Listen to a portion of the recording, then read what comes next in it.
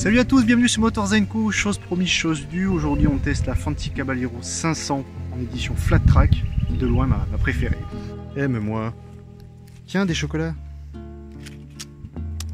Bah dis pas merci. Les 125, 250 et 500 sont relativement identiques. On va quand même faire le point sur les quelques différences. Blablabla. Allez, on va faire un tour.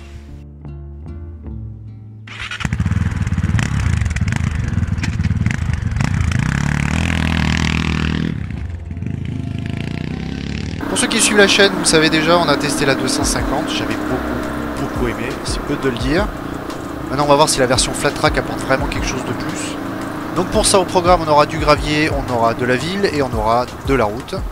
Je vous le dis direct, je compte pas l'aménager. Bon, ok, elle est neuve, mais c'est pas une raison. Non, le moteur n'est pas italien, c'est un moteur Zongshen. Moteur donc chinois qui équipe notamment Piaggio. Et deuxième choc, bah c'est pas un 500, c'est un 450. Et mentir, c'est mal, vous voyez. Sur le papier, on a 43 chevaux à 8500 tours, on a 40 Nm de couple, qui débarque tout de suite jusqu'à 6500 tours à peu près. La bécane fait environ 150 kg. Alors au final, qu'est-ce que ça donne? Ça, on le verra par la suite. Je voudrais déjà revenir sur le look flat track. Bon, déjà pour ceux qui ne savent pas ce que c'est une discipline américaine où des mecs tournent en rond sur un anneau de terre. C'est vrai que ces motos ont un look un peu particulier qui a été largement repris. Donc ça vient compléter la Caballero classique, plus typée néo-rétro enduro, et la version rallye. Là pareil, toujours dans le style années 70. Sur celle-ci, ce que j'aime beaucoup, c'est l'arrière. C'est vrai que ce qui est bien, c'est que ça enlève pas non plus son côté rondeur sensual. C'est forme généreuse et gourmande. Bon, alors ok, on n'a pas le rouge Caballero, bon bah ça, tant pis pour les puristes. Donc dessus, on a une selle qui est revisitée. D'ailleurs, je sais pas ce que ça va donner en duo, n'hésitez pas à me le dire en commentaire. On a également deux jantes en 19 pouces, qui sont juste énormes, et en alu s'il vous plaît. Ce qui est bien, c'est que pour autant, ça fait pas disproportionné. C'est vrai qu'on a un empattement qui est très long. Comme le clignotant là, c'est pas très pratique ça.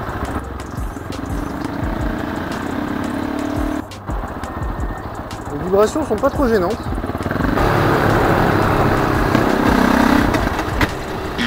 Ah! Oh putain! J'ai calé! Ah! Mais non! Quoi ce bordel? On retrouve évidemment la fameuse fourche inversée de 41 mm, les deux grosses bûches là dont je vous parlais sur la 250. De toute façon, il n'y a pas de pièces au rabais sur cette moto, il n'y a que des belles pièces. Je vous parlais notamment de la platine en alu là qui est juste magnifique. Les étriers 4 pistons By-Bray sous licence Brembo racheté.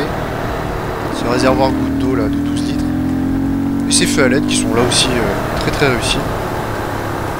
Bon, par contre, on n'a pas de clignot à LED. Bon, pourquoi pas. Finalement, la seule pièce moche, c'est le moteur. Et c'est vrai qu'il en manque vraiment. Bon, on a quand même les informations de base, mais très franchement, je ne le regarde même pas. L'essentiel n'est pas là. On a une boîte 6. Et je termine cette fiche technique par la plus belle pièce de la moto, son pot. Un haro en inox. D'origine, s'il vous plaît. Avec un son de malade. Je sais même pas comment ils ont réussi à homologuer un truc pareil. En tout cas, ça plaît beaucoup aux gens, ils se retournent. Ou c'est peut-être la moto. Bon, laisse pas tout ça, maintenant on rentre dans le sujet. La conduite en ville. Pour moi, clairement, elle se promène. Elle est hyper maniable, très légère, faut dire. On a un train avant qui est plus léger que ce qu'il en a l'air. Les pneus d'origine qui sont normalement prévus pour du flat track font très bien le boulot. La moto remonte pas trop de vibrations. En tout cas, on est loin de ce qu'on peut ressentir sur un XT. Bon, comme tout mono, évidemment, si on attaque trop bas, ça cogne un petit peu. Mais comme l'injection est très bien réglée, ça reprend sur un filet de gaz. Sur les petites routes, ça n'a plus rien à voir. Là, on sent qu'elle s'exprime enfin. On a du couple,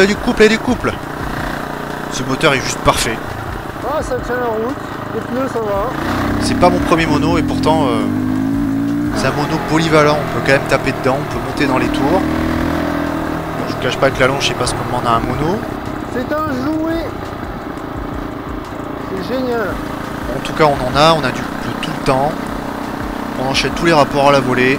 J'adore. Et à leur demande en plus. Et puis ce bruit, Bon alors par contre évidemment pour dépasser, là on se rappelle tout de suite qu'on a que 43 chevaux. Quand on est dans le trafic urbain ça va, mais dès que ça roule un peu, on sent quand même très vite les limites. Dès qu'on roule un peu vite ça se met à saucissonner, franchement ça donne pas envie. On sent que son terrain c'est les petites routes. Bon, vous pouvez l'amener sur la rocade, hein, ça va pas la tuer. En tout cas j'irai pas faire des bornes avec. La suspension est juste parfaite. Elle est pas trop ferme. C'est pas un chamallow comme pourrait l'être un vieux trail. À l'avant comme à l'arrière ça reste homogène. Du coup dans les virages on sort le pied comme les vrais. Le train avant reste précis. On n'a pas l'arrière qui fait des bonds. D'ailleurs quitte à le déconnecter on va aller dans le gravier.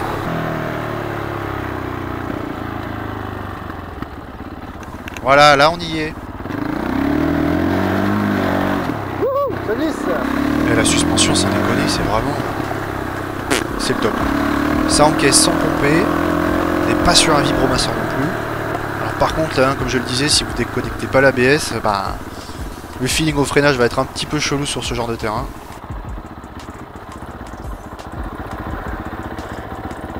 Ah putain, faire demi-tour là-dedans.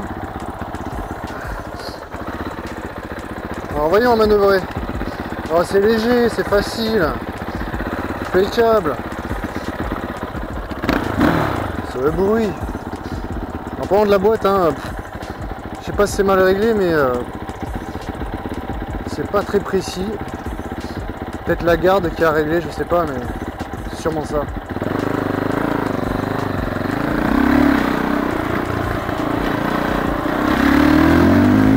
En tout cas, il se sent à l'aise, la partie cible ne bronche pas, le châssis ne bronche pas. C'est pas une mobilette. Hein.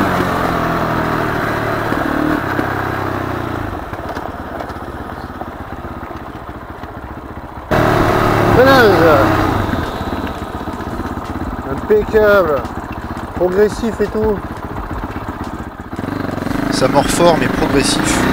L'ABS Continental n'est pas intrusif. Petit aparté là sur la console, bon, comme elle est neuve, franchement je pense pas vous donner une information pertinente. N'hésitez pas en commentaire à nous dire ce que vous avez constaté. Ce que je peux dire finalement en conclusion sur cette moto, c'est que c'est encore une fois une moto coup de cœur. Non seulement l'esthétique est réussie, mais la partie physique est de très haute qualité. Le moteur Zongshen a une sacrée patate. Bon, le Pro je vais même pas en parler, vous avez entendu. Tout ça pour dire que 6 790 € pour ça, bah, c'est pas volé. Le seul truc qui me freinerait si je devais l'acheter, c'est peut-être la cote Argus à l'avenir. Je sais pas trop ce que ça va donner, je voudrais pas perdre trop d'argent. Alors comme d'hab, n'hésitez pas à laisser vos infos pour les copains, ou si j'ai dit une connerie tout simplement. Pour les nouveaux qui découvrent cette chaîne, pensez à vous abonner si ça vous a plu, si vous voulez continuer à suivre. Et je vous dis cordialement bisous.